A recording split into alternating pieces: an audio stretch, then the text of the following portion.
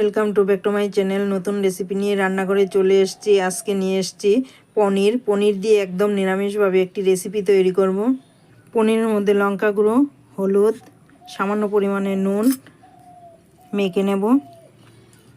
এদিকে মিক্সিতে বাদাম পেস্ট করে নেব। কাঁচা লঙ্কা দিয়ে দিচ্ছি, আদা দিয়ে দিচ্ছি, টমেটো কুচি দিয়ে দিচ্ছি, সামান্য পরিমাণ জিরে দিয়ে দিচ্ছি। পনিরটা ভেজে নিচ্ছে। পনির ভাজা হয়ে গেছে, নামিয়ে নিচ্ছি। ফোড়নের জন্য শুকনো লঙ্কা, কালো জিরা দিয়ে দিচ্ছি। সব উপকরণ পেস্ট করা দিয়ে দিচ্ছি হলুদ, নুন, সামান্য পরিমাণে জল দিয়ে দিচ্ছি। পনির দিয়ে দিচ্ছি।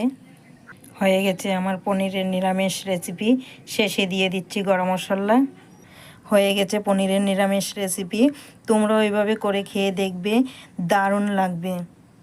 ভালো লাগলে লাইক ও সাবস্ক্রাইব করতে ভুলবে না।